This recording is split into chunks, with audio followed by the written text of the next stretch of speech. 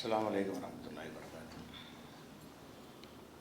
அல்ஹம்துலில்லாஹ் அல்ஹம்துலில்லாஹி நஹ்மதுஹு வ நஸ்தஈனுஹு வ நஸ்தக்ஃபிருஹு வ நஊது பில்லாஹி மின் ஷுரூரி அன்ஃபுஸினா வ மின் ஸய்யிஆத்தி அமாலினா மன் யஹ்திஹில்லாஹு ஃபலா முதில்ல லஹு வ மன் யுத்லில்ஹு ஃபலா ஹாதிய லஹு. வ அஷ்ஹது அன் லா இலாஹா இல்லல்லாஹு வஹ்தஹு லா ஷரீக லஹு வ அஷ்ஹது அன்ன முஹம்மதன் அப்துஹு வ ரசூலுஹு. கண்ணியத்திற்குரிய எல்லாம் வல்ல அல்லாஹு ஜல்ல ஷானஹு தஆலாவின் நல்லடியார்களே, இஸ்லாத்தின் பார்வையில் உடை என்ற இந்த தொடர் ஜும்மா உரையில் பெண்கள் முகம் மறைப்பது இஸ்லாத்தில் உள்ளது கிடையாது என்பதற்கு ஏராளமான சான்றுகளை நம்ம எடுத்து வைத்திருக்கிறோம். நபிகள் நாயகம் ஸல்லல்லாஹு அலைஹி வஸல்லம் உடைய மனைவிமார்களுக்கு மட்டும்தான் அந்த சட்டம் என்று திருக்குர்ஆனில் தெளிவாக சொல்லப்பட்டிருப்பதையும் நம்ம கடந்த வாரத்தில் பார்த்தோம். இவ்வளவு ஆதாரங்கள் இருந்து கூட இந்த முகத்தை மறைக்கணும்னு சொல்லக்கூடியவங்க சில வாதங்களை வைப்பார்கள். அந்த வாதங்களில் ஒரு வாதம் என்னன்னு கேட்டால், இது ஹிஜாபுக்கு முன்னாடி நடந்த சம்பவம்னு சொல்லுவாங்க இல்லையா, அதுக்கு நம்ம பதில் சொல்லிட்டோம். இன்னொரு வாதம் என்னென்னு கேட்டால், சில ஹதீஸுகளை தவறாக புரிந்து கொண்டு முகத்தை மறைக்கத்தான் வேணும் என்று சொல்வார்கள். அந்த ஹதீஸ் என்னன்னு சொன்னால், ஹஜ்ஜுக்கு போகும்போது இஹ்ராம் அணிந்திருக்கும் பொழுது சில ஆடைகளை நம்ம தவிர்க்க வேண்டும். அதாவது தைக்கப்பட்ட ஆடைகள் அணியக்கூடாது, இந்த மாதிரியான சட்டங்கள்லாம் இருக்குது. பெண்களாக இருந்தால் அவங்களுக்கு தனி என்ன சட்டம் சொல்லப்பட்டிருக்குன்னு கேட்டால், அவங்களுக்கு இந்த சட்டம் கிடையாது. நம்ம தைக்கப்படாத ஆடையை சுற்றிக்கிறோம் இல்லையா, அது மாதிரி பெண்களுக்கு கிடையாது. பெண்களுக்கு தனியான ஒரு சட்டம் என்னன்னு கேட்டால், கையில் க்ளவுஸ் போடக்கூடாது. பெண்கள் இஹ்ராம் அணிந்திருக்கும் பொழுது கை உறை போடுவாங்கள்ல, இந்த கை உறை போடுவதற்கு ரசூலுல்லாஹ் தடுத்திருக்கிறாங்க. ரெண்டாவது, ஒலா தன்தகிபுல் மர்அத்துல் முஹரிமா, இஹ்ராம் அணிந்த ஒரு பெண் முகத்தை மூடக்கு நிகாபு, முகத்தை மூடக்கூடாது அப்படின்ற ஒரு விஷயம் அதில் வருகிறது. இது புகாரியில் 1838 ஹதீஸில் வருகிறது. இதிலிருந்து பெண்கள் முகத்தை மறைக்கணும்னு சட்டம் எடுக்கிறாங்க. அதாவது இஹ்ராமுடைய நேரத்தில் அவங்க மூடக்கூடாது என்றால் மற்ற நேரத்தில் மூடணும் தானே, அப்படி இதில் முகத்தை மூட சொல்லி வரல. எப்படி வருதுன்னு சொன்னால், இஹ்ராமில் இருக்கும் பொழுது நீங்கள் முகத்தை மூடக்கூடாது. அப்போ இஹ்ராமில் இருக்கக்கூடிய நேரத்தில் முகம் திறந்தவர்களாகத்தான் இருக்க வேண்டும் என்று இந்த கட்டளை இருக்கிறது, பெண்களுக்கு உள்ள கட்டளை. இதிலிருந்து என்ன செய்கிறாங்கன்னு கேட்டால், அப்போ இஹ்ராமில் தானே மூடக்கூடாதுன்னு இருக்கிறாங்க, மற்ற நேரத்தில் முகத்தை மூடலாமே அப்படிங்கிற மாதிரி ஒரு வாதத்தை வைக்கிறாங்க. இது நேரடியாக அந்த கருத்தை சொல்லாவிட்டாலும் அவங்க மறைமுகமாக அந்த கருத்தில் இருக்குது என்று சொல்கிறாங்க. இது அவங்க புரிதலில் ஏற்படக்கூடிய ஒரு தவறு. சில விஷயங்களை சொல்லும் பொழுது அதுக்கு எதிர்மறை கருத்தை எல்லா இடத்துலையும் எடுக்கக்கூடாது. பள்ளிவாசலில் புறம் பேசாதன்னு ஒரு ஆட்டை நம்ம சொல்லுவோம். அப்போ வெளியே பேசலாமா அப்படின்னு எடுக்கலாமா அர்த்தம்? பள்ளிவாசலில் புறம் பேசக்கூடாதுன்னா பொதுவாக பேசக்கூடாது. பள்ளிவாசலில் உட்காந்து ஏன்டா பேசுகிற, அது முக்கியமாக கூடுதல் கவனம் செலுத்தணும் என்பதற்காக சொன்னால், இவங்க சொன்ன மாதிரி அர்த்தம் எடுப்பதாக இருந்தால் பள்ளிவாசலில் புறம் பேசக்கூடாதுன்னு சொன்னார்கள், அதனால் பள்ளிவாசலுக்கு வெளியில் புறம் பேசிக்கிறலாம் அப்படின்னு யாரும் அர்த்தம் எடுப்பாங்களா? இஹ்ராம் அணிந்த நேரத்தில் முகத்தை மறைக்கக்கூடாது, மற்ற நேரத்தில் மறைக்கக்கூடாது தான். இஹ்ராம் நேரத்தில் கூடுதல் கவனத்தோடு இருக்கணும். இஹ்ராம் நேரத்தில் கூடுதல் கவனமாக இருக்கணும் என்பதற்காக இந்த மாதிரியான வார்த்தைகள் எல்லா மொழிகளிலுமே இருக்கிறது. ஒரு வெள்ளிக்கிழமையில் ஏன்டா இப்படி நடக்கிறேன்னு ஒருத்தன்ட்ட கேட்போம். இப்போ சனிக்கிழமை நடக்கலாமா? ஒரு தப்பான ஒரு காரியம் செஞ்சான்னு சொன்னால் வெள்ளிக்கிழமையில் ஏன்டா இப்படி செய்கிறேன்னு கேட்டால் என்ன அர்த்தம்? வெள்ளிக்கிழமையில் கொஞ்சம் கூடுதல் கவனமாக இருக்கணும்னு அர்த்தம் வருமே தவிர, மற்ற 6 நாட்கள்லையும் அந்த தப்பை செய்யலான்னு எதாவது எடுத்துக்கிறோமா? அப்படி யாருமே புரிந்து கொள்ள மாட்டோம். அப்படி புரியக்கூடிய அர்த்தமே இல்லை. ரமலான் மாதத்தில் ஏன்டா அப்படி நடக்கிறேன்னு ஒருத்தன்ட்ட கேட்போம்.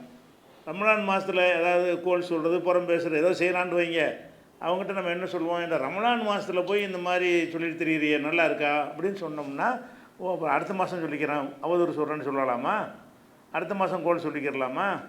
அப்போ ஒரு குறிப்பிட்ட நாளில் ஒன்றை செய்யக்கூடாதுன்னு சொன்னால் மற்ற நாளில் செய்யலான்னு அர்த்தம் எடுக்கக்கூடாது. எப்போதுமே ஒரு குறிப்பிட்ட நாளில் ஒன்றை செய்யக்கூடாது, குறிப்பிட்ட நேரத்தில் ஒன்றை செய்யக்கூடாதுன்னு சொன்னால் அதை செய்யக்கூடாது, அவ்வளவுதான். அது கூடுதலான ஒரு முக்கியத்துவம் கொடுத்து அது சொல்லப்பட்டிருக்கு. இப்படி தான் நம்ம விளங்கிக்கிறணும். ஒரு மனைவி கணவனுக்கு துரோகம் கணவனுக்கு இப்படிலாம் துரோகம் செய்யலாமா, கணவனுக்கு துரோகம் செய்யலாமான்னு அடுத்த ஆளுக்கு செய்யலாமா? அப்போ துரோகம்ங்கிறது யாருக்கு செஞ்சாலும் தப்பு தானே.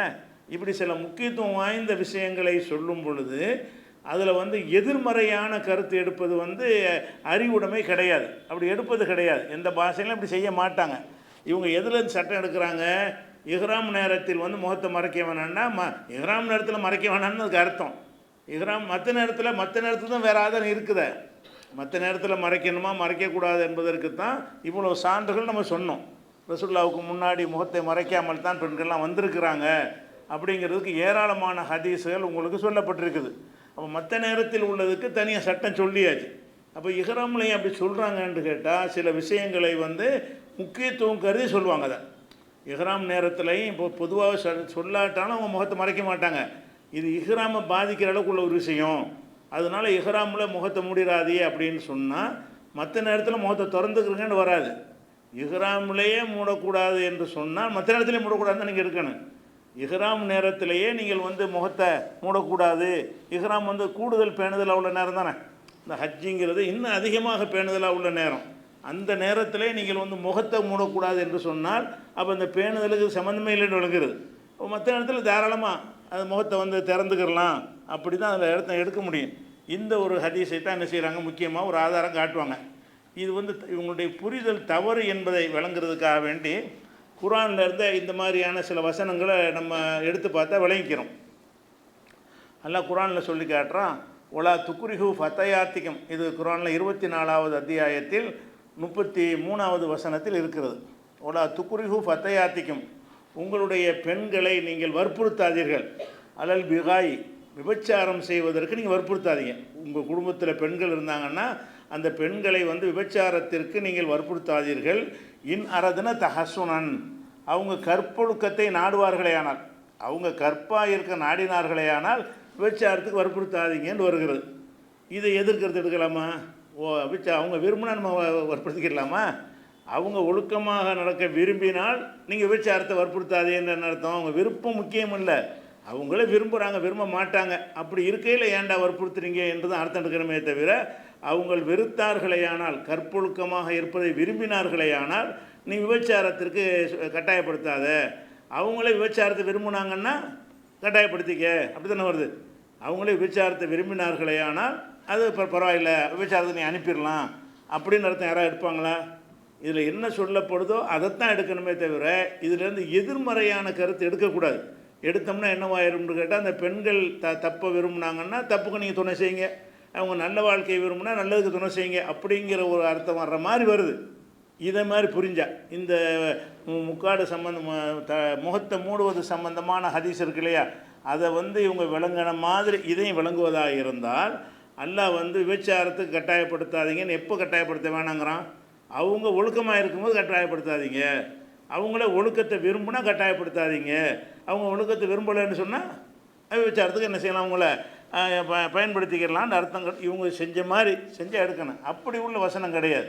அதனால் இந்த எதிர்மறை வர அர்த்தங்களை வைத்து சட்டம் எடுப்பது வந்து ஒரு அறிவீனமாக அமையும் என்பதை விளைவிக்கணும். அதே மாதிரி வந்து பெரிய பாவம் என்ன அப்படின்னு ரசூலுல்லாஹ்ட்ட கேட்கும் பொழுது, உன் அண்டை வீட்டுக்காரனுடைய மனைவியோடு விபச்சாரம் செய்வதுங்கிறாங்க. அப்போ அடுத்தவங்கள்ட்ட செய்யலான்னு அர்த்தமா? உன் அண்டை பக்கத்து வீட்டுக்காரன் முன்னாடி நீ விபச்சாரம் செய்கிறது பெரிய குற்றம்ங்கிறாங்க. அப்போ இதிலேருந்து அண்டை வீட்டுக்காரர்கிட்ட தான் விபச்சாரம் செய்கிற குற்றம், அப்போ தூரத்துறையில் உள்ள ஆள்கிட்ட விபச்சாரம் செஞ்சுக்கலான்னு இருக்கிறதா? அது இதுவும் செய்யக்கூடாது அதுவும் செய்யக்கூடாது, இது கூடுதல் குற்றம். அண்டை வீட்டில் நம்பி இருக்கிறாங்க, உடனே நம்பி பக்கத்து வீட்டில் உடனே வசிச்சுக்கிட்டு இருக்கிறாங்க. அப்படிப்பட்ட இடத்துல நம்பிக்கை துரோகமெல்லாம் அடங்கி இருக்கிறது. அதனால் வந்து இதை முக்கியத்துவப்படுத்தி சொல்கிறாங்களே தவிர, இந்த வாசகத்தை வைத்து கொண்டு ரசூல் ஸல்லல்லாஹு அலைஹி வஸல்லம் அவர்கள் உன் பக்கத்து வீட்டுக்கார மனைவியோட விபச்சாரம் செய்யாத என்று தான் சொல்லியிருக்கிறார்கள். அதனால் பக்கத்து வீட்டுக்கார நான் இல்லாமல் இருந்தால் பிரச்சனை இல்லைன்னு யாராவது எடுப்பாங்களா? ஒருத்தருக்காக வழங்குவோமா? யாருமே வழங்க மாட்டோம். ஏன் வழங்க மாட்டோம்னு கேட்டால், இது வந்து மற்ற பெண்களோட விபச்சாரம் செய்வதை விட பக்கத்து வீட்டுக்கார பெண்ணோடு செய்வது கூடுதல் குற்றம்.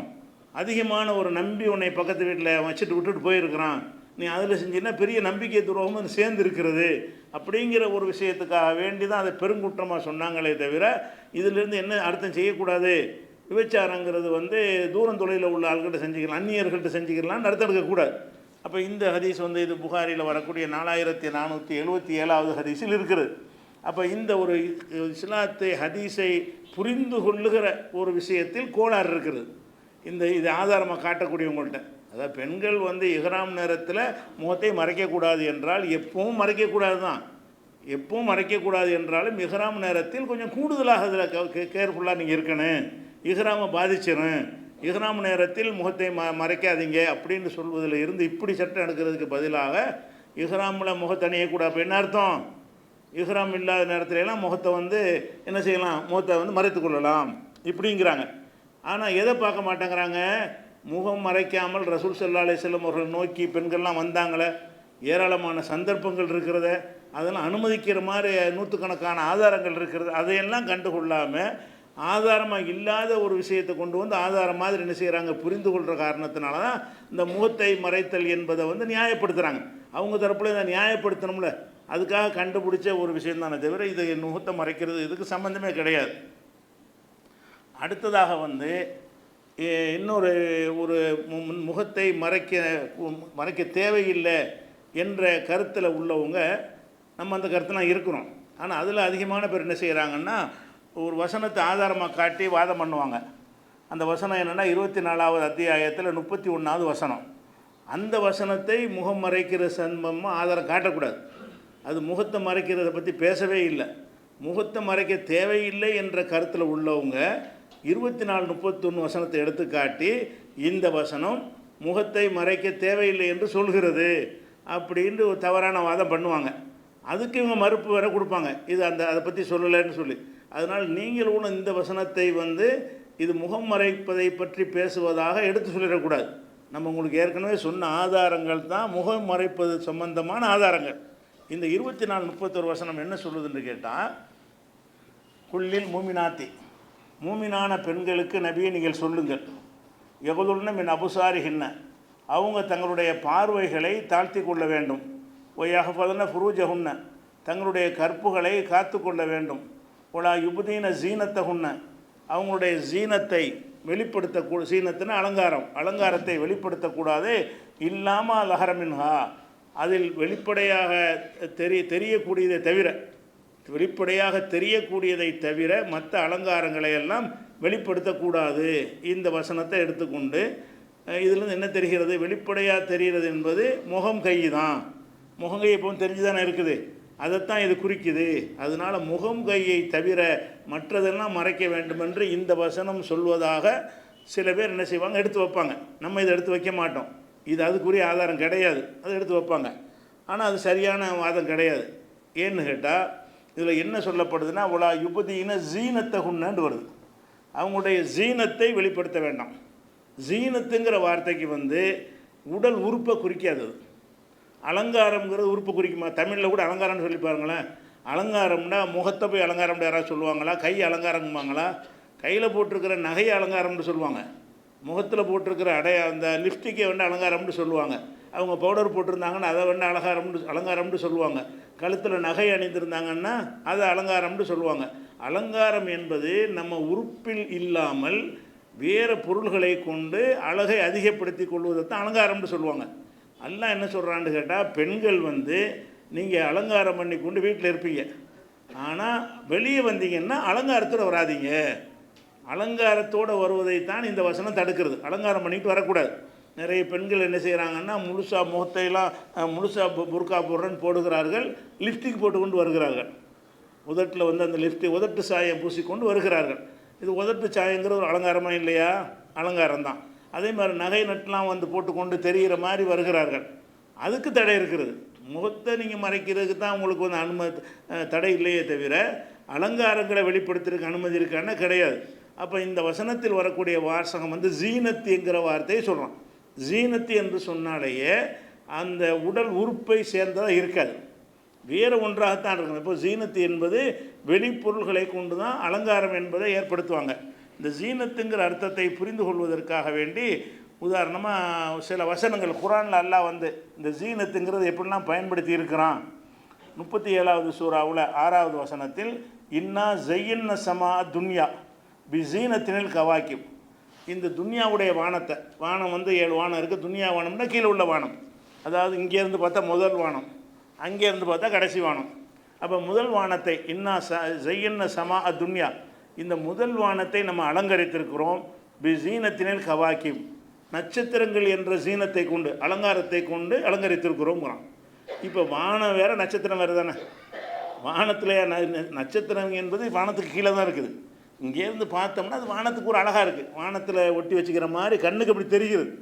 ஆனால் நட்சத்திரங்கள் என்பது வேறு, வானம் என்பது வேறு. நட்சத்திரம்னா சூரியன் கூட நட்சத்திரம் தான். அந்த சூரியன் வந்து வானத்தில் இருக்குது இல்லை, அதையெல்லாம் தாண்டி எவ்வளோ உயரத்தில் வானம் இருக்கிறது. வானத்துக்கு உன்னை மனுஷன் அடையவே இல்லை. வானத்துக்கு மனுஷன் முதல் வானத்துக்கு கூட யாரும் என்ன செய்யலை, போகவே இல்லை. அது எங்கே இருக்குன்னு அவன் கண்டுபிடிக்க முடியல, எவ்வளோ தூரத்தில் இருக்குன்னு கூட அறிவால் கூட அவன் வந்து சிந்திக்கவே இல்லை. அப்படிப்பட்ட அந்த வானத்துக்கு இந்த நட்சத்திரங்கள் எப்படி அலங்காரமாக இருக்குதுன்னா எப்படி, அது வானத்தில் சேர்ந்தது கிடையாது, அது வேறு இடத்துல இருக்கிறது. இங்கேருந்து பார்க்கும் பொழுது வானத்தில் அலங்கரிச்ச மாதிரி இருக்குது. அந்த வானத்துக்கு லைட் போட்டு வச்ச மாதிரி தெரியுதுல்ல, அந்த லைட்டுங்கிறது ரொம்ப கீழே இருக்குது வானத்தை விட. நம்ம கண்ணுக்கு எப்படி தெரிகிறது, இந்த நட்சத்திரங்கள்லாம் வானத்தில் ஒட்டி வச்ச மாதிரி தெரிகிறது. வானம் இருக்குது, வானத்தில் ஒட்டி ஒட்டி நட்சத்திரங்களாக இருக்குது. இந்த நட்சத்திரங்கள்லாம் வானத்தில் தான் பதிக்கப்பட்டு இருக்கிற மாதிரி உங்களுக்கு தெரியுதா இல்லையா? தெரியுதானா? ஆனால் நட்சத்திரங்களுக்கு வானத்துக்கும் லட்சோப மைல்கள் கிலோமீட்டர்கள் இருக்கும், அது வேறு கோடிக்கணக்கான மைல்கள் இருக்கும். ஆனால் இங்கேருந்து பார்த்தோம்னு சொன்னால் வானத்தில் நட்சத்திரம் அலங்கரிக்கிற, வானத்தை நட்சத்திரம் அலங்கரிக்குதுன்னு சொல்லலாம். அப்போ வானம் வேறு நட்சத்திரம் வேறு தானே. அப்போ நட்சத்திரங்களை சீனத்துங்கிறான், வானத்துக்கு சீனத்துங்கிறான். அப்படின்னா என்ன அர்த்தம்? வானம் வேறு, நட்சத்திரம் வேறு, வேறையாக இருக்கிறத கொண்டு தான் சீனத்துங்கிற ஒரு அலங்காரம் ஏற்படும் அப்படின்றதுக்கு இந்த வசனத்தை ஒரு உதாரணத்துக்காக நம்ம எடுத்துக்கொள்ளலாம். அதே மாதிரி வந்து 41வது சூறாவில் 12வது வசனத்தில் ஜெய்யன்ன சமா துன்யா, இந்த துன்யாவுடைய வானத்தை, அதாவது முதல் வானத்தை நம்ம அலங்கரித்திருக்கிறோம். பி மசாபிஹ, விளக்குகளால். விளக்குகள்னு அல்லாஹ் சொல்வது நட்சத்திரங்களை தான். அதில் விளக்கா போட்டு நட்சத்திரம் விளக்குங்கிறான்ல. இப்போ ஜெய்யன்ன சமா துன்யா பி மசாபிஹ, அந்த துன்யாவுடைய வானத்தை, அதாவது முதல் வானத்தை நம்ம அலங்கரித்திருக்கிறோம். பி மசாபிஹ, விளக்குகளால், அதாவது நட்சத்திரங்களை அலங்கரித்திருக்கிறோங்கிறோம். இப்போ வானத்தை அலங்கரிக்கிறான் எதை கொண்டு? நட்சத்திரத்தை கொண்டு. வானம் வேறு, நட்சத்திரம் வேறு தான். அலங்காரம் என்று சொல்லப்படக்கூடியது வந்து அந்த பொருளுடைய அங்கமாக இருக்காது, வானத்தின் ஒரு அங்கம் கிடையாது. எது? நட்சத்திரம் என்பது வானத்துக்கு கீழே இருக்கக்கூடிய வேறு இடத்துல அந்தரத்தில் தொங்கி கொண்டிருக்கக்கூடியது நட்சத்திரம் என்பது. எல்லா பூமி இப்படி அந்தரத்தில் தொங்கி கொண்டிருக்கிறதோ, எல்லா கோள்களும் அந்தரத்தில் எப்படி தொங்கி கொண்டிருக்கிறதோ, நட்சத்திரங்களும் அந்தரத்தில் தான் தொங்குகிறதுங்க. ஈர்ப்பு சக்தியினால் பிடித்து நிப்பாட்டி வைக்கப்பட்டிருக்கிறது. அதை வந்து அல்லாஹ் எப்படி சொல்கிறான்னு கேட்டால், வானத்துக்கு அது ஜீனத்தாக இருக்குங்கிறான். அப்போ ஜீனத்துடைய அர்த்தத்தை விளங்குறதுக்காக இதை சொல்கிறேன். ஜீனத்து என்று சொன்னால், வானத்துக்கு ஒன்றை ஜீனத்து என்று சொன்னால் அது வானத்தையே அழகுபடுத்துறது கிடையாது, வேறு ஒன்றை கொண்டு அந்த அலங்காரத்தை ஏற்படுத்துவதுக்கு தான் அந்த வார்த்தையை சொல்லி காட்டுறான்.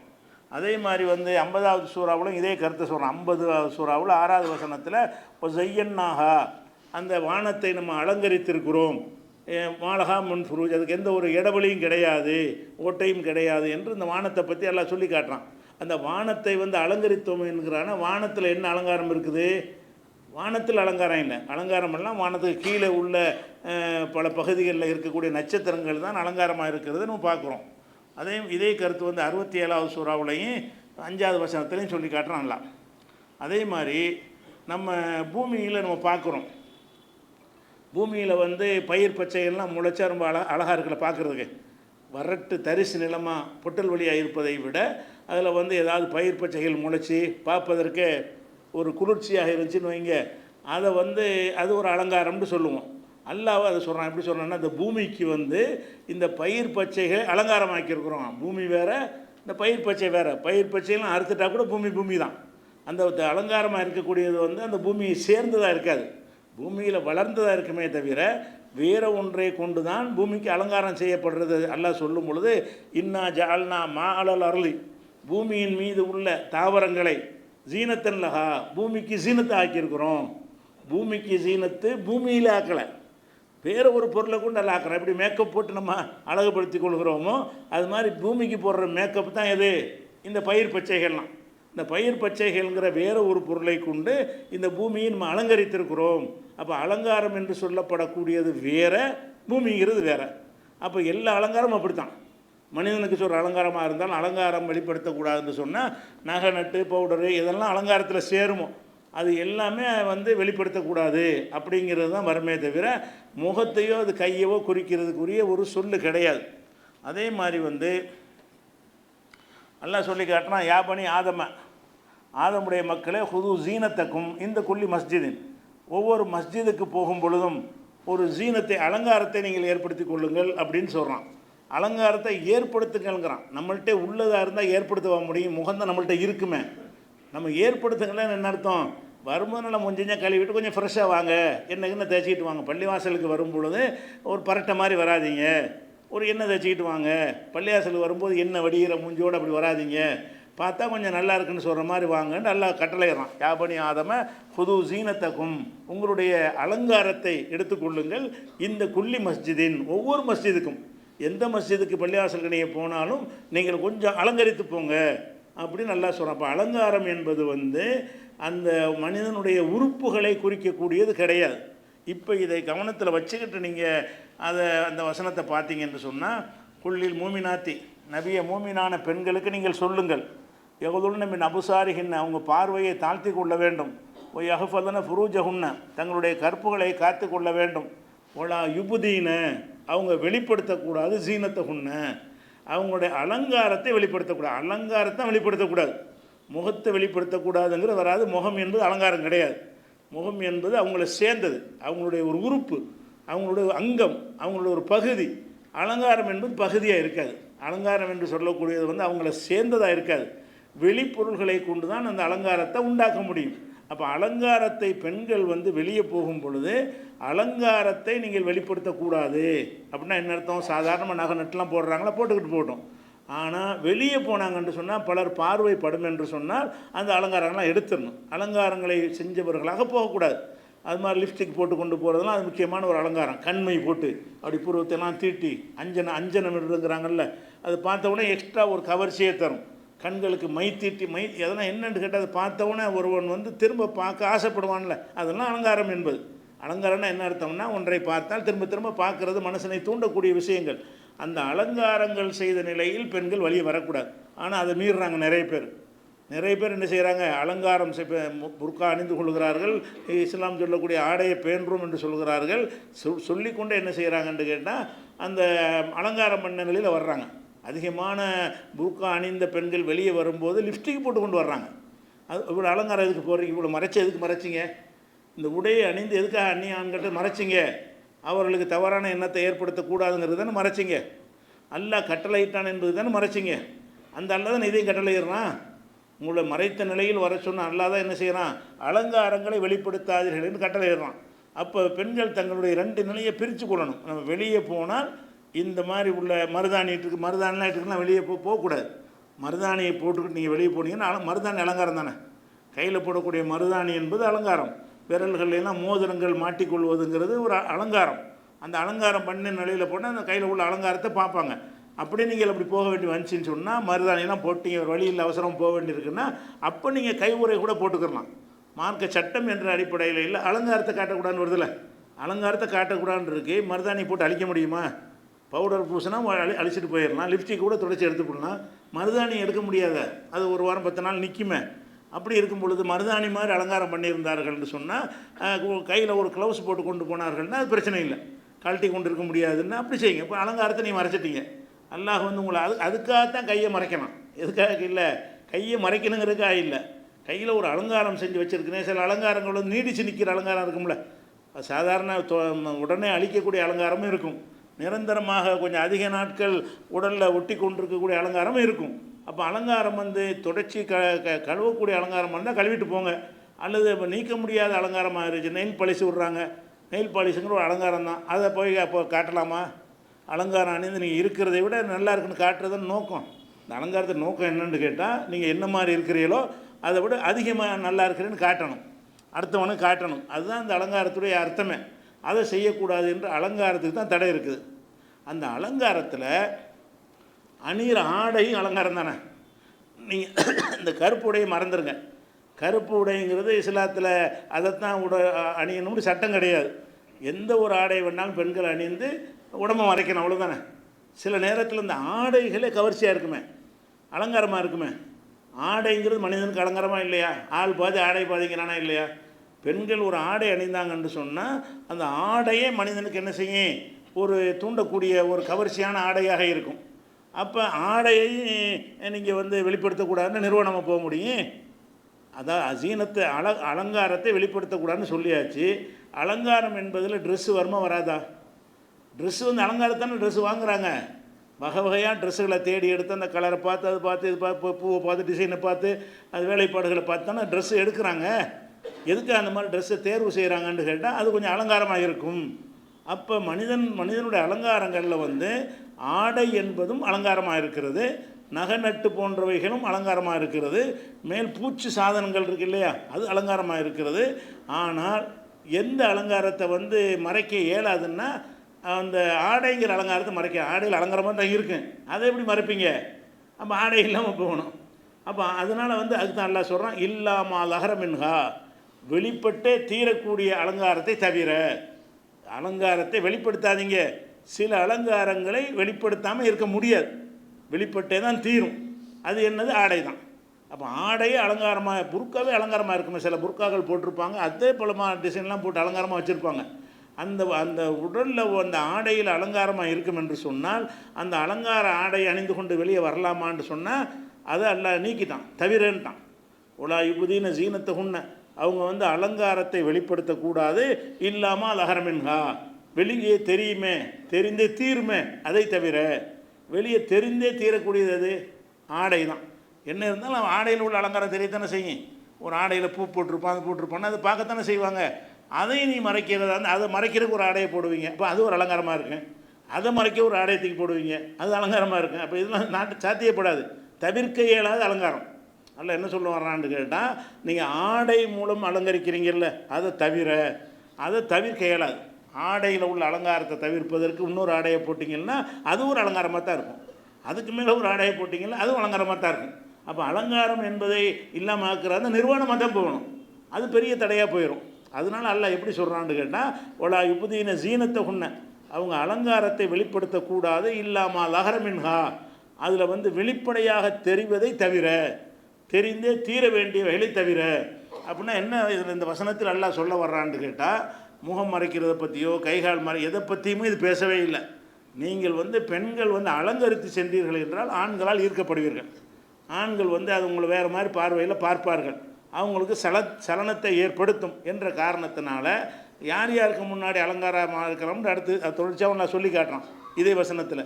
அப்போ அலங்காரங்களை நீங்கள் வெளிப்படுத்தக்கூடாது, ஆடைகளை தவிரன்னு அர்த்தம். இல்லாமல் லஹரமின்ஹா என்றால் வெளியே தெரியும் அலங்காரத்தை தவிர. வெளியே தெரியும் அலங்காரம் என்பது ஆடை. அப்போ ஆடையை தவிர பாக்கி எல்லா அலங்காரங்களையும் நீங்கள் வந்து என்ன செய்யணும்? மறைச்சிடணும். முகத்தில் அலங்காரம் இருந்தால் எடுத்துடணும், கையில் அலங்காரம் இருந்தால் ஒன்று அதை நீக்கிடுங்க, நீக்க முடியாட்டி அதுக்கு ஒரே கரையை போட்டு என்ன செய்யுங்க? மறைச்சிக்கிறங்க. அதே மாதிரி சில அலங்காரங்கள் நகனட்டெலாம் போட்டு அதெல்லாம் தெரிகிற மாதிரி வேறு வழியே இல்லை அப்படி மாதிரி இருந்தால் அப்போ கூட என்ன செய்யலாம்? ஒரு துணியை போட்டு நீங்கள் மறைச்சிக்கிடலாம். அது முகத்தை மறைக்கிறதுக்காக உள்ளது இல்லை, அலங்காரத்தை மறைப்பதற்குரியது. அலங்காரம் இருக்கும் என்று சொன்னால் அந்த அலங்காரத்தை மறைக்கணும் என்று அல்லாஹ் கட்டளையிட்டுட்டான். ஒரு அலங்காரமான ஒரு நிலையில் இப்போ தான் மையெல்லாம் போட்டுக்கிட்டு வச்சுருக்கிறீங்க, அது அழிக்க முடியலைன்னு நினைக்கிறீங்க. அப்போ நீங்கள் அலங்காரத்தை மறைப்பதற்காக வேண்டி ஒரு துணியை முகத்தை மறைச்சிங்கன்னா அது குற்றமாமன்னு ஆகாது. ஒரு அலங்காரத்தை மறைக்கிறதுக்கு செய்கிறாங்க, அல்லது மருத்துவ நோக்கத்துக்கு முகத்தை மறைக்கிறாங்கல்ல. இப்போ இது கொரோனாவெலாம் வந்த பிறகு நிறைய பேர் முக்கால் போடுறாங்களா, ஆம்பளே போடுறாங்களா இல்லையா? இதெல்லாம் வந்து அந்த முகத்தை மறைத்தல் என்பது மருத்துவ காரணம்.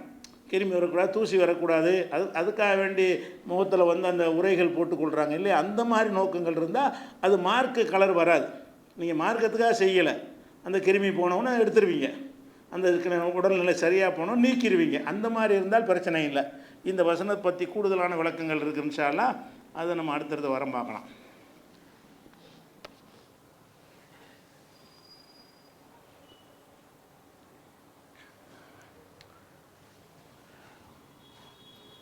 அன்பிற்குரிய சகோதர சகோதரிகளை, ஒரு 2 நாட்களுக்கு முன்னாடி சுப்ரீம் கோர்ட்டில் ஒரு தீர்ப்பு அளிச்சிருக்கிறாங்க உச்ச நீதிமன்றத்தில். அது என்ன தீர்ப்பு என்று சொன்னால், ஒரு ஹாசினிங்கிற ஒரு 7 வயது 6 வயது 2 வித்தியாசமாக சொல்கிறாங்க. அரை வயசை கணக்கை பண்ணி 7ன்றுவாங்க போல இருக்குது. ஒரு 6 வயசு சிறுமியை வந்து அவங்க இப்போ கற்பழிக்கப்பட்டு கழுத்து நெரிக்கப்பட்டு பிறகு எரித்து கொல்லப்பட்ட நிலையில் ஒரு சிறுமியுடைய உடலை எடுக்கிறாங்க. அது யார் என்னன்னு பார்க்கும்போது அவங்க அதே பில்டிங்கில் குடியிருப்பில் வசித்த ஒருத்தன் தஷ்வந்துன்னு ஒரு ஆளை என்ன செய்கிறாங்க, இவன் தான் ஒரு ஆள் கொலை பண்ண ஆளுன்ட்டு அவனை கைது பண்ணுறாங்க. கைது பண்ணி அவன் கொலை செஞ்சான் என்பதைக்குரிய ஆதாரங்களெல்லாம் அவன் திரட்டி வச்சு வழக்கு போடுறாங்க. கைது பண்ணிட்டாங்க. கைது பண்ணி கொஞ்ச நாள் என்ன செய்கிறாங்கன்னா அவனுக்கு குண்டர் சட்டம் போடுறாங்க. அதுக்கப்புறம் என்ன செய்கிறாங்கன்னா 90 நாளில் குற்றப்பத்திரிக்கை தாக்கல் பண்ணணும். குற்றப்பத்திரிக்கை தாக்கல் பண்ணலை, எஃப்ஐஆர் போட்டாங்களே தவிர சார்ஜ் ஷீட் போடல. நீதிமன்றத்தில் எஃப்ஐஆர் போட்டோம்னு சொன்னால் முதல் தகவல் அறிக்கை அதை கொண்டு கைது பண்ணிடுவாங்க. ஆனால் குற்றத்தை வந்து நிரூபிக்கும் விதமான ஆவணங்கள்லாம் சேர்த்து 2வது தாக்கல் பண்ணுறதுக்கு பேர் சார்ஜ் ஷீட்னு சொல்லுவாங்க. அதாவது குற்றப்பத்திரிக்கை. அந்த 90 நாளுக்குள்ளே குற்றப்பத்திரிக்கை நீங்கள் தாக்கல் பண்ணலைன்னா கோர்ட்டு ஜாமீனில் விட்டுருவாங்க. இவர் மீது உள்ள வழக்கை போட்டுவிட்டு குற்றப்பத்திரிகையை தாக்கல் செய்து லேட் பண்ணுறாங்க. 90 நாள் அது தாண்டிடுச்சு. அதனால் அவரை ஜாமீனில் அவரை விட்டுடுறாங்க. அப்போ குண்டர் சட்டம்னு ஒன்று போடுறாங்க. குண்டர் சட்டத்தையும் தவறான முறையில் போட்டு அதிலேருந்து விடுவிச்சு வெளியே வந்துடுறாங்க, அவனை வெளியே விட்டுடுறாங்க. அதுக்கு பிறகு ஜாமீனில் இருக்கக்கூடிய நேரத்தில் அவனுடைய தாயாரை கொலை செஞ்சுட்டு நகையெல்லாம் எடுத்துகிட்டு ஓடி போயிட்டான் அப்படின்ற ஒரு அவங்க அம்மா கொலை செய்யப்படுறாங்க. அவன் ஜாமீனில் இருக்கிற ஒரு காலத்தில் அவனுடைய அம்மா வந்து கொலை செய்யப்படுறாங்க. கொலை செய்யப்பட்டவனை பார்த்தா இவனை காணாம்.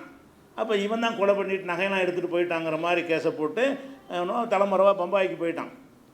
பம்பாயில் போய் அவனை பிடிச்சிட்டு வந்துடுறாங்க. வந்து அந்த வழக்கு நடக்குது, தாயை கொலை செஞ்ச வழக்கு நடக்கிறது. இதில் பார்த்திங்கன்னா இவங்க போலீஸ் எடுத்த எல்லா வழக்குலையுமே நிறைய சொதப்பி இருக்கிறாங்க. அதாவது தாயாரை கொலை செஞ்ச வழக்கு இருக்குல்ல, அதில் வந்து கொலை செய்யலைன்னு தீர்ப்பளிச்சிட்டாங்க. ஏற்கனவே இந்த தாயாரை கொலை செஞ்ச வழக்கில் வந்து அந்த தகப்பனார் இருக்கார்ல, அந்த அவனுடைய தகப்பன், அவன் என்ன செய்கிறான்னா இவன் கொலை செய்யலாம் கிடையாது அப்படின்னு சொல்லிட்டு அந்த அவனை தான் சாட்சியாக்கி வச்சுருந்தாங்க போலீஸில். அந்த இப்போ கொல்லப்பட்ட பெண்ணுடைய கணவர், இவனுடைய அம்மா, இவனுடைய தகப்பன், அந்த தகப்பன் சாட்சி சொன்னான்ற முறையில் தான் அந்த கேஸை மேலே போட்டாங்க. அந்த கேஸ் இல்லாமல் போச்சு. குண்டஸ் போட்டாங்க, அதுவும் இல்லாமல் போச்சு. ஏன் அப்படி இல்லாமல் போகுதுன்னா அது ஒழுங்காக போடலை, அந்த மாதிரி போயிட்டாங்க. அதுக்கப்புறம் என்னென்னு கேட்டால் இதுக்கு வந்து தீர்ப்பளிக்கும் போது ஒரு மரண தண்டனையும் நீண்ட ஆயுள் தண்டனை, ஏராளமான ஆயுள் தண்டனையும் கொடுத்து தீர்ப்பளிக்கிறாங்க. அது எப்படி மகளிர் நீதிமன்றம் இருக்குல்ல, அதில் தான் இந்த மாதிரி கேஸெல்லாம் நடத்துவாங்க. பொதுவான நீதிமன்றத்தில் நடக்காது. பெண் குழந்தைகள் பாலியல் சம்மந்தப்பட்ட விஷயமாக இருந்தால் அது மகளிருக்கு உள்ள ஒரு நீதிமன்றத்தில் வச்சு நடத்துகிறாங்க. அதில் என்ன செய்கிறாங்கன்னா மரண தண்டனை கொடுத்துட்றாங்க. அதுக்கப்புறம் அதை வந்து ஹைகோர்ட்டில் அப்பீல் பண்ணுறாங்க. ஹைகோர்ட்டும் உறுதி செய்யுது கரெக்டாக தான் கொடுத்துருக்குறாங்க என்று தீர்ப்பளிச்சிட்டாங்க. இப்போ சுப்ரீம் கோர்ட்டில் என்ன பண்ணுறாங்கன்னு கேட்டால் இது வந்து நிரூபிக்கப்படலை, அவன் குற்றவாளி கிடையாது, போலீஸார் வந்து இந்த குற்றத்தை சரியான நிரூபிக்கலை என்று சொல்லி அவனை வந்து எல்லாத்துலேருந்து விடுதலை செஞ்சு உடனே அவனை வெளியே விட்டுருங்க, அநியாயமாக கைது பண்ணியிருக்க என்று சொல்லியிருக்கிறார்கள். அப்போ இந்த தீர்ப்பிலிருந்து நம்ம விளங்கி கொள்ள வேண்டிய பல விஷயம் இருக்கிறது. என்ன விஷயம்னு கேட்டால் இவங்க தீர்ப்பில் அந்த நீதிபதிகள் சும்மா அப்படி தீர்ப்பளிக்க முடியாது. சுப்ரீம் கோர்ட் நீதிபதியாக இருக்கக்கூடியவர்கள் வந்து அது அமர்வில் நடக்க, ஒரு ஆள் விசாரிக்கலை, நீதிமன்ற அமர்வு 2 பேரை விசாரிக்கக்கூடிய ஒரு அமர்வில் விசாரிக்கிறாங்க. அந்த விசாரித்து தீர்ப்பளிக்கும் பொழுது அவங்க என்ன சொல்கிறாங்கன்னு கேட்டால் நீங்கள் வந்து சிசிடிவி கேமரா வச்சு தான் இவன் தான் கொலை செஞ்சான்னு காட்டுறீங்க. அந்த சிசிடிவி காட்சியில் அதுக்கு எந்த ஒரு ஆதாரமும் இல்லை. சும்மா ஒரு அந்த பெண்ணு சிறுமி வெளியே போகிறதுக்கு ஒரு காட்சி, வெளியே போகிற காட்சி, அந்த அவன் வீட்டு பக்கம் போகிற மாதிரி காட்சி, அது வீட்டுக்குள்ளே போன மாதிரி காட்சி வரணும்ல. அந்த வீட்டுக்குள்ளே போணுச்சு, இல்லை இவன் இந்த வீட்டுக்குள்ளே வந்தான் இல்லை தூக்கிட்டு போனான்ற மாதிரி இல்லாமல் அந்த மேலேருந்து இறங்கி கீழே வரும்போது அவன் வீட்டுக்கிட்ட வர்ற மாதிரி வரைக்கும் தான் அந்த காட்சி இருக்குது. அப்போ அவன் வீட்டுக்குள்ளே தான் அவன் போனான்ட்டு நீ எப்படி எடுத்தீங்க? இதை வச்சு அது இந்த சிசிடிவி காட்சி வந்து நிரூபிக்கிறதுக்கு போதுமான ஆதாரமாக இருக்குமா அப்படின்னு கேட்குறாங்க. அதே மாதிரி டிஎன்ஏ டெஸ்ட்டு பண்ணுறாங்க. அந்த இவனுடைய இதையும் அந்த பெண்ணை கற்பழிச்சான்னு சொன்னால் அதுக்குரிய தடயங்கள் இருக்கும்ல, டெஸ்ட்டு பண்ணி ரிப்போர்ட் கொடுக்குறாங்க. ஒத்துப்போகலைன்னு தெரிஞ்சு எப்படி தீர்ப்பளிச்சிங்க, நீங்கள் தண்டனை கொடுத்தீங்க. இவன் தான் அதை செஞ்சான்னு சொன்னால், கற்பழித்து கொலை செஞ்சான்னு சொன்னால் இவனுடைய தடயங்கள் அங்கே இருக்கும்ல, அதை டிஎன்ஏ டெஸ்ட் எடுத்துப்பாங்கல்ல, அந்த டெஸ்ட் ரிப்போர்ட் வந்து பொருந்தவில்லை. அப்போ கீழ்கோர்ட்டில் நீங்கள் என்ன செய்றீங்கன்னா உணர்ச்சி வசப்பட்டு தீர்ப்பளிக்கிறீர்கள். சிறுமியை கொலை செஞ்சுட்டான், எவனையா தண்டிக்கணும் என்று நீங்கள் செஞ்சிருக்கீங்களே தவிர சட்டப்படி நீங்கள் செய்யவில்லை. கீழ்கோர்ட்டை கேட்குறாங்க, நீங்கள் சட்டத்தின்படி தீர்ப்பளிக்கிறதா இருந்தால் எந்த ஒரு கொலை, அதாவது கொலை செஞ்ச கொடுமையாக இருந்தாலும் இது நிஜமாக அவன் தான் செஞ்சாங்கிறது போலீஸ் வர வச்சா நம்ம நம்புகிறோம். போலீஸ் அப்படி கதையை கட்டி விட்டாங்க, நம்ம நம்புகிறோம். அப்போ போலீஸார் வந்து நிஜமாக இருக்குமே என்று சொன்னால் அதுக்கு பெரிய ஏராளமான ஆதாரங்களை வந்து நிலைநாட்டி இருப்பாங்க. இது எவனோ அந்த கேஸ்லேருந்து இப்போ ஆளை கண்டுபிடிக்க முடியாததுனால யாருதல்லே போட்டு செய்யணும்னு போலீஸார் ஜோடித்த கதை என்பது இந்த கோர்ட் தீர்ப்பில் நமக்கு தெரிகிறது. இவன் தான் செஞ்சாங்கிறத எந்த வகையிலும் நிரூபிக்கவே இல்லை. அவன் அதில் குடியிருக்கிறான், அவ்வளவுதான். அதே பில்டிங்கில் மேலே இவங்க கீழே அவங்க குடியிருக்கிறான் என்பதை வைத்து இவன் தான் செஞ்சிருப்பான் என்கிற வகையில் செய்கிறீங்க. அடுத்து அவங்க அம்மா கொலை செய்யப்பட்டதை என்ன செய்கிறீங்கன்னா இவன் தண்டில் போட்டு அதை இதை வலுப்படுத்துகிறாங்களாம் அப்படின்னு போட்டிங்க. அதில் அவங்க அம்மா கொலை செய்யலைன்னு அதுவும் தள்ளுபடி ஆகி போச்சு. அப்போ இந்த போலீஸ் என்ன 2 விஷயங்கள் இருக்கலாம். ஒன்று போலீஸார் எவனோ ஒருத்தனை போட்டு இந்த கதையை முடிச்சிருக்க முயற்சி பண்ணுறாங்க. ஏன்னா சிறுமி கொலை செய்யப்பட்ட பெரிய நாட்டையே உழுக்கின ஒரு சம்பவமாக இருந்துச்சு. அது 7 வயசு சிறுமியை கொலை செஞ்சு அதை கற்பழித்து கழுத்து அறுத்து அப்புறம் தீயில போட்டு எரித்து அந்த சம்பவத்தை கேட்கும் பொழுது எல்லாருக்கும் கோபமும் கொந்தளிப்பும் வருமா இல்லையா? அந்த கொந்தளிப்பை பயன்படுத்தி கொண்டு தேடுறாங்க, யாரும் கிடைக்கல என்பதற்காக வேண்டி எவன் தலையிலையாவது போட்டு செய்கிறது போலீஸுக்கு உண்டு. அதை இன்னும் திருந்தலை. தமிழக போலீஸாக இருந்தாலும் சரி, இந்திய போலீஸாக இருந்தாலும் சரி, அந்த அஜித்குமார் கேஸ்லேருந்து அந்த நகையை திருடு போகாத ஒரு நகையை திருடு போனதாக வைத்து கொண்டு அடித்து ஒருத்தனை சாவடிச்சாங்க இல்லையா? அந்த மென்டாலிட்டி உள்ள போலீஸார் தான் அதிகமாக இருக்கிறார்கள். கேஸை முடிக்கணும். நீ எனக்கு இறைவனா, குற்றவாளி கிடைக்காட்டி தேடிட்டே இரு. எத்தனையோ வழக்குலன்னு தேடிட்டு இருக்கல இல்லையா? ராமஜெயங்கிற நேருடைய தம்பி கொலை செய்யப்பட்டார், அது ஒன்றும் கண்டுபிடிக்கலை. பல வருடங்கள் ஓடி போய் விட்டது. அப்போ அந்த மாதிரியான ஒரு சம்பவங்கள்லாம் இருக்கும் பொழுது நீங்கள் எதுக்காக பொய்யா செய்கிறீங்க அப்படிங்கிறது இதில் விளங்குறது. இது இந்த டிஎன்ஏ பொருந்தலண்டல் என்ன அர்த்தம்? இவங்க ஒரு செட்டிங் பண்ணியிருக்காங்கன்னு தான் அர்த்தமாகுது. அப்போ எல்லாமே செட்டிங் பண்ணப்பட்ட ஒரு விஷயமாக இருக்கிறது. நீங்கள் ஆதாரங்களை சமர்ப்பிக்கலை என்று சொல்லி அந்த சுப்ரீம் கோர்ட்டில் ஆவணத்தை தான் பார்ப்பாங்க. அதில் கீழ்கோர்ட்டில் மாதிரி சாட்சியெல்லாம் விசாரணையெல்லாம் திருப்பிலாம் செய்ய மாட்டாங்க. மேல்முறையீட்டில் அந்த இதெல்லாம் நடக்காது. ஆவணங்கள் கரெக்டாக இருக்குதாங்கிறத தான் செக் பண்ணி பார்ப்பாங்க. ஆவணங்களை பார்க்கக்கூடிய நேரத்தில் நீங்கள் எதை காரணமாக வச்சு குற்றமாளிங்கிறீங்களோ அது நிரூபணமாகலைன்னு சொல்கிறாங்க. அப்போ இதில் 2 விஷயம் இருக்கலாம். ஒன்று இவர்கள் பொய்யாக எவன் மீது வழக்கு போட்டிருப்பார்கள். அப்படி போட்டிருப்பார்களே ஆனால் அது கேவலம், திருந்தணும். காவல்துறை என்ன செய்யணும்? ஒரு வழக்கை நடத்துகிறீங்கன்னா அதை சரியான ஆளை பிடிச்சி நீங்கள் நடத்தணுமே தவிர உங்களுக்கு விளையாட்டு போல் இது மாதிரி 100 கேஸில் இது மாதிரி விடுதலை ஆகும் உங்களுக்கு ஒன்றுமே கிடையாது. அவங்களுக்கு என்ன நீதி? அந்த பிள்ளையை பறி கொடுத்த பெற்றோர் இருப்பாங்களே, யாருன்னு தெரியாமல் இன்றைக்கி விடுதலை ஆகிட்டா அவங்க நினைப்பாங்க கொலை செஞ்சவனு விடுதலை செஞ்சிட்டாங்கன்னு அவங்க நினைப்பாங்க. இந்த நாட்டில் நீதி கிடைக்கலன்னு நினைப்பாங்க. நீங்கள் செஞ்ச ஒரு வேலையின் காரணமாக இந்த நாட்டில் நீதி இல்லைங்கிறது வரும். அது ஒரு காவல்துறை செய்கிறாங்க. சில விஷயத்தில் சரியான குற்றவாளியை பிடிச்சாலும் ஏனோ தானோ என்று எடுப்பார்கள். சரியானவனாக இருந்தான்னு வைங்க, அதுக்குரிய ஆவணங்கள் சாட்சியங்களை எல்லாம் நீங்கள் உண்டாக்குற உங்கள் வேலை தானே. இதுக்கு ஒரு சாட்சியை நீங்கள் காட்டலையேங்கிறாங்க. நீதிமன்றம் கேட்குறாங்க, இவன் தான் அதை செஞ்சாங்கிறதுக்கு நான் பார்த்தேன்னு 2 சாட்சி வேணுமா இல்லையா? ஐ விட்னஸ் இல்லாமல் இப்படி நீ குற்றத்தை நிரூபிக்க முடியும்? எல்லாம் ஊகமாகத்தான் எல்லாம் செஞ்சுருக்கீங்களே தவிர இதுக்கு எந்த ஒரு அதை பார்த்த சாட்சிகள் யார்? அதை நீங்கள் சொல்லவே இல்லையேன்னு கேட்குறாங்க. அதாவது இவன் தான் கொலை ஒன்று கடத்தி விட்டு போன மாதிரி, அல்லது போட்டு எரிக்கிற மாதிரி, அல்லது போட்டு கருத்தை அறுக்கிற மாதிரி, அல்லது கற்பழிக்கிற மாதிரி நான் பார்த்தேன்னு இதான் ஒன்று சொல்லணும்ல. அந்த சிறுமியை இவன் கடத்திக்கிட்டு எங்கேயோ போகிற மாதிரி 2 சாட்சி பார்த்துருக்கணும். அப்போ யாருமே பார்க்காம நடந்த ஒரு விஷயத்துக்கு அதை முடிக்கணுங்கிறக்காக என்ன முடிக்க பார்க்குறீங்க?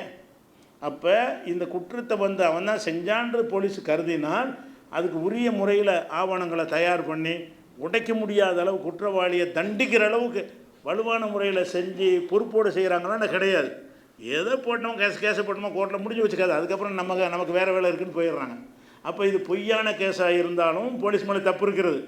சரியான கேஸாக இருந்தாலும் அதை சரியாக நடத்தலை. நீங்கள் அவன் தான் குற்றவாளியாக இருந்தால் அதை ஒழுங்காக நடத்திடுறது அப்படி சொல்லியிருக்க முடியாத. ஆதாரங்கள்லாம் தப்புன்னு சொல்கிறாங்க. அப்போ இந்த மாதிரி ஆகிருக்குமே, எத்தனை அப்பாவிகள் நீங்கள் இது மாதிரி செய்வீங்க?